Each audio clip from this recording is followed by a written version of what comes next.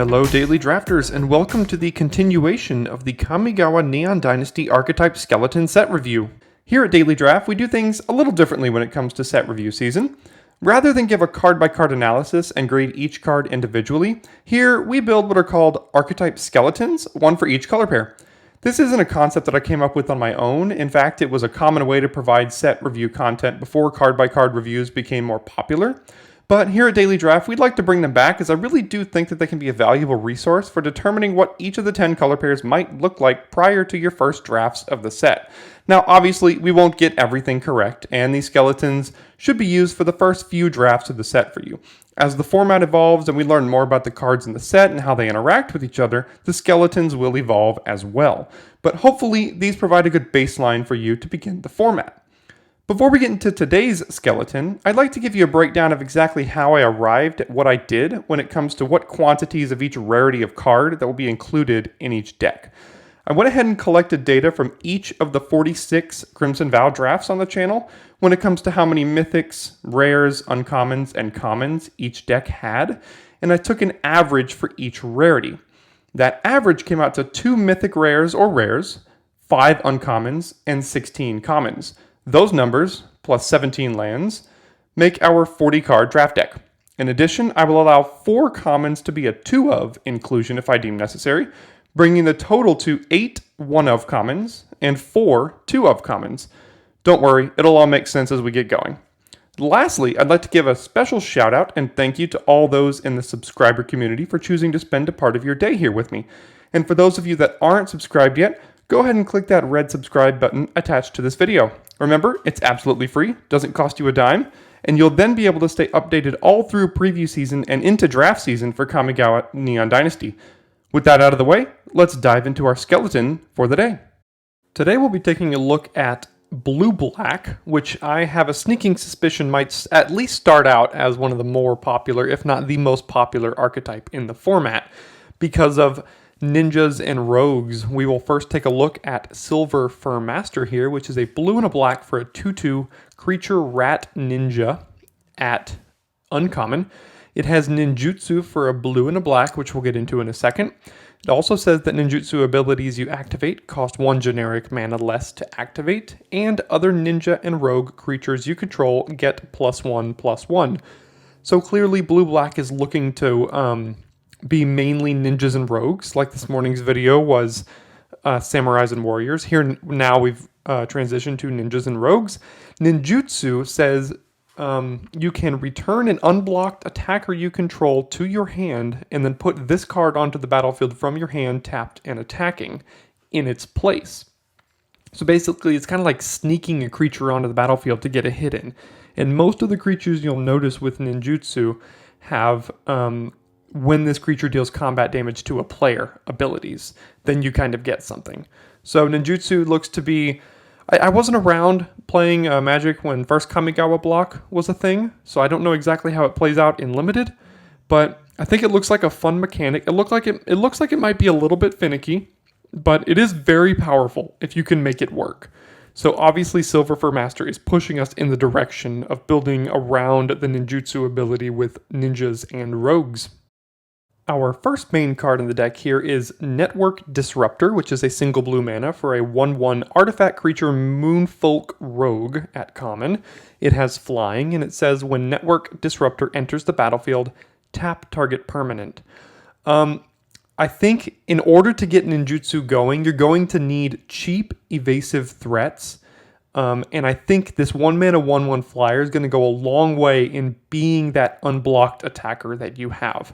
Don't forget that if you put a lot of ninjutsu in your deck, you need to have creatures that are going to be unblocked after blocks are declared before you can activate that ninjutsu ability. So Network Disruptor I've got here as a 2-of because I think it's going to be very important to get it down early and then be the creature that you keep returning back to your hand so that when you play it on later turns, you can also get further attacks in by getting that ETB ability of tapping and target permanent. I have a sneaking suspicion this is going to be one of the better commons in blue, and definitely one of the best commons in the blue-black ninjutsu deck. Next up, we've got our first rare, and it's a 1-drop. So it's Thousand-Faced Shadow, which is a single blue mana for a 1/1. It has ninjutsu for 2 and 2 blue. It has flying. And it also says, when Thousand-Faced Shadow enters the battlefield from your hand, if it's attacking, create a token that's a copy of another target attacking creature. The token enters the battlefield tapped and attacking. Obviously, the ninjutsu ability is just great on this one. You get to create another tapped and attacking creature that doesn't even go away at the beginning of your end step, mind you. But again, just like the Network Disruptor, this is a 1-mana 1/1 flyer that's going to be great to enable ninjutsus from other creatures, not to mention have a great ninjutsu ability itself. So this one kind of hits on both axes of exactly what this deck is trying to do, and I think it's going to fit in just fine in this deck for us. Next up, we have a copy of You Are Already Dead for a single black mana instant at common. It says, destroy target creature that was dealt damage this turn and draw a card. So in trying to enable ninjutsu for most of our creatures here, we're going to be attacking a lot, and our opponents, if we're playing blue-black, are going to be incentivized to block. So we could get in there with, for example, like one of the previous 1/1 flyers that we talked about, just trying to, fake that we have an ninjutsu ability that we want to get through. They could block with their X2 flyer or X3 flyer to kill our 1/1, and then we can, for one single mana at instant speed, destroy that creature and draw a card. Usually this effect is not great, but I think in pairing it with the ninjutsu ability here in this set, I think it's going to be an overperformer in the fact that they will be incentivized to block your creatures if you're playing blue-black, and this will be a good way to get them.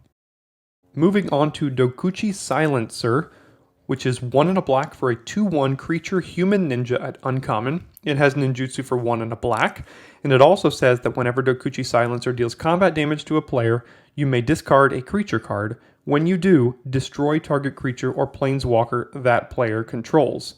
So here we go with the first ninjutsu ability that triggers on dealing combat damage to a player. This one is a very good effect. It basically allows you to trade any creature in your hand for any creature that they have on the battlefield at any point, which is very easy to get value out of, mind you. You can pitch your worst creature to destroy their best creature, which is going to be great. Not to mention that if you were just happen to get in with this one later in the game, if they don't block it, or this is an absolute must block whenever it's on the battlefield. So yes, you can sneak it in and get that first one, but it's still going to be on the battlefield, and they're still going to have to deal with it. So it's an obvious inclusion here in the ninjutsu deck that we've got going. Next up, we've got 2 copies of Inkrise Infiltrator. For 1 and a black, it's a 1/2 creature human ninja at common. It has flying. You can also pay 3 and a black to give it +2/+2 until end of turn. I could be off a little bit on this one. This one may not quite cut the cheese as far as rate goes, but I'm trying to look for these cheap ninjutsu enablers in this deck. A 2-mana 1-powered creature with flying. Again, flying being the key word. And then when you return this to your hand with ninjutsu, it's going to be a little easier to put back down. The one thing you don't want to be doing is returning 4 and 5-drop unblocked creatures to your hand with ninjutsu. That's a major tempo hit for you, and even though you might be getting a when this creature deals combat damage to a player trigger, you're still going to be at a bit of a tempo disadvantage by returning such an expensive creature to your hand. So that's why I've got 2 copies of Inkrise Infiltrator here, trying to load up on those low-drop evasive creatures that can enable a ninjutsu for this deck. Next up, we've got 2 copies of Lethal Exploit, which for 1 and a black is an instant at common. It says target creature gets -2/-2 until end of turn. It gets an additional -1/-1 until end of turn for each modified creature you controlled as you cast this spell. I like how they templated these removal spells that key off of modified creatures, because again, just like the last video, this one keys off of how for each modified creature you controlled as you cast this spell, not when this spell resolves. So make note of that also when playing against cards like this. Don't try to remove your opponent's modified creatures in response so that your creature doesn't die. It will still die because it will key off of when they cast it, not when this resolves. This is a fine removal spell. It's pretty good. It's not catch-all. I don't think the blue-black deck is going to have a ton of modifications going on in it. But there's a decent chance you might have a couple 1/1 counters being thrown around, you know. At the end of the day, 2 mana to give -2/-2 isn't the end of the world. It's still a decent removal spell, and I think including 2 copies of it's going to be just fine. Next up, we've got the Modern Age, which for 1 and a blue is an enchantment saga at common. It says that in Chapter 1 and 2, you get to draw a card, then discard a card. And in Chapter 3, you get to exile this saga, then return it to the battlefield transformed under your control, and it turns into Vector Glider, which is a 2/3 flying enchantment creature spirit. So I think this is good enough value for the first 2 abilities, first 2 chapters. I know you only get to draw a card, then discard a card, but at the end of the day, this is very cheap.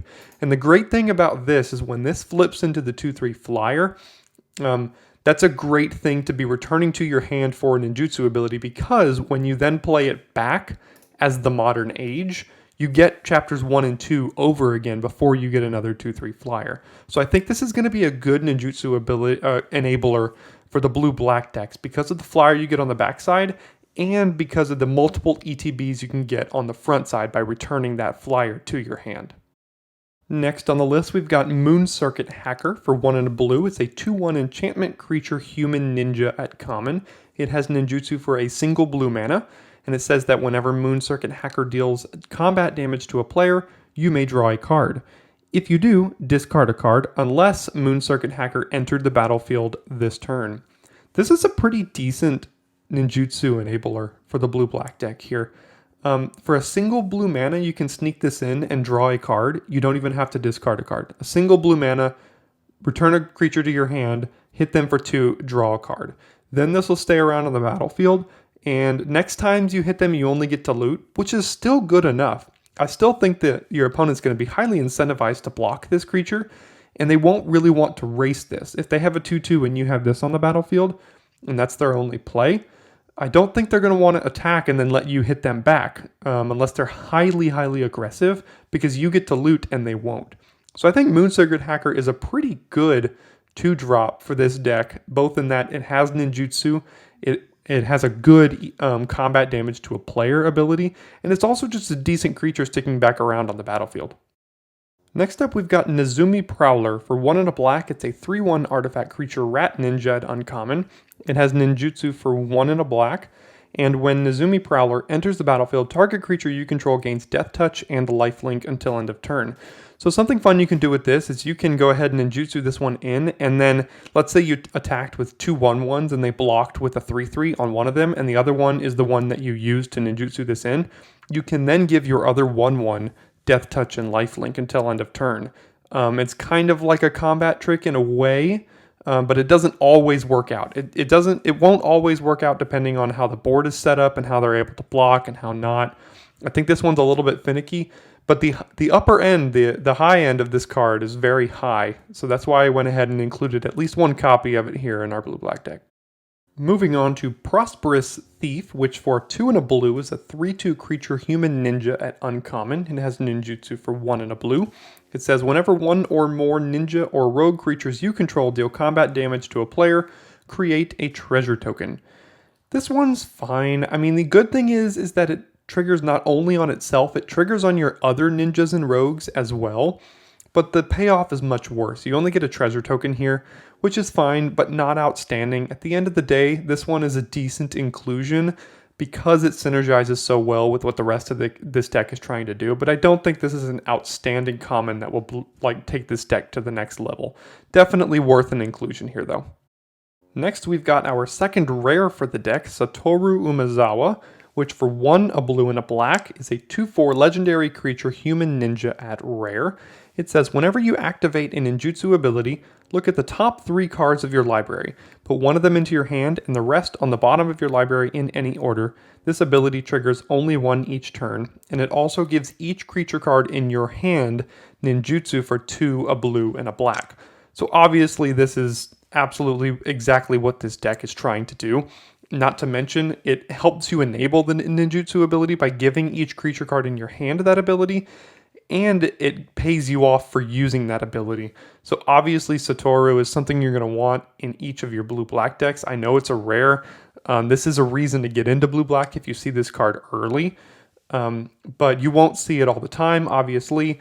However, when you do, it's going to perform very well in a ninjutsu-based blue-black deck. Moving on to Assassin's Ink, which for 2 and 2 black mana is an instant at uncommon. It says that this spell costs 1 less to cast if you control an artifact, and 1 less to cast if you control an enchantment, and says destroy target creature or planeswalker. Obviously, this fits a little bit better in the black-white deck, which we haven't gone over yet, but spoiler alert, wants you and cares about having a artifact and an enchantment on the battlefield at the same time to get you paid off for certain things. This in that deck could very easily cost 2 mana, which would be absolutely insane. But even at 2 black, this card is still totally fine included in any deck, right? This is basically like Bleed Dry from the last set with upside. It doesn't include the exile clause, but that may not be quite as relevant in this set compared to Crimson Vow. We'll obviously include a copy of Assassin's Ink in basically every black deck in the format. Next we have Moonsnare Specialist, which for 3 generic mana and a blue mana is a 2/2 creature human ninja at common.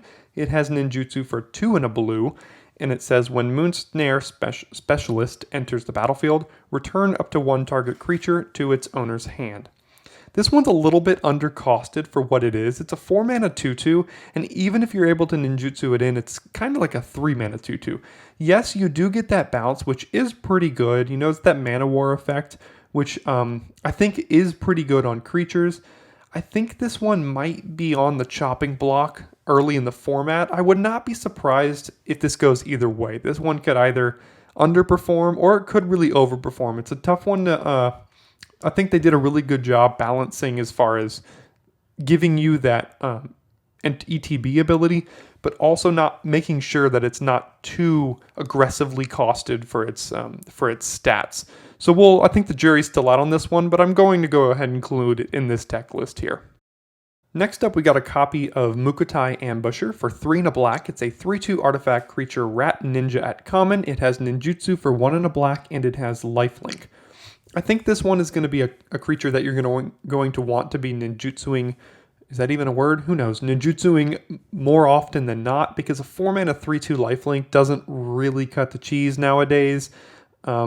You really need to be able to get this for 2 mana, and you don't want to be returning something too expensive to your hand in order to do so. This is another card I could see being on the chopping block of this deck as the format goes on, but I'm going to go ahead and include a copy here.